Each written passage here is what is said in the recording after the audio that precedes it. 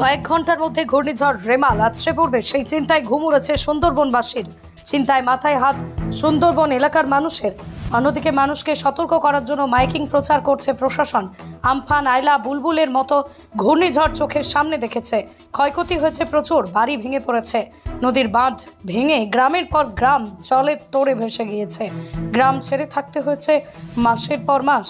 বাড়ি ভেঙে যাওয়ার পরেও সেই বাড়ি তৈরির ক্ষতিপূরণ আজও পায়নি বহু মানুষ। তাই আবার ঘূর্ণিঝড়ের কথা শুনে চিন্তায় মাথায় হাত হিঙ্গলগঞ্জের সুন্দরবন এলাকার মানুষের। অন্যদিকে ঘূর্ণিঝড়ের মোকাবিলায় সব রকম প্রস্তুতি সেরে ফেলা হয়েছে বলছেন হিঙ্গলগঞ্জের ভিডিও। অনেক ভয়তে আছি, আবার এই ঝড় বন্যা আসতেছে, তো ভয় করবো না তো কোথায় যাবো? তাই কেন? আগে কি হয়েছিল? আগে তো এরকম ঝড় হয়েছে। কি ঝড় হয়েছিল? আয়লা ঝড় টড় হয়েছে, আমফান ঝড় হয়েছে।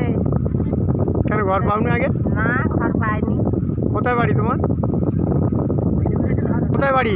বাড়ি সুন্দরবনের এই রায়মঙ্গলের পাশ, নদীর ধারে। কি নাম? কি নাম? রেণুকা মণ্ডল। খুব আতঙ্কের মধ্যে আছি, আমাদের খুব ভয়ের মধ্যে আছি। কেন?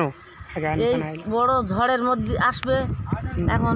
আগে আগে কিসের ভয় ছিল? আগে ঝড়ের ভয় ছিল। কি কি ঝড় হয়েছিল?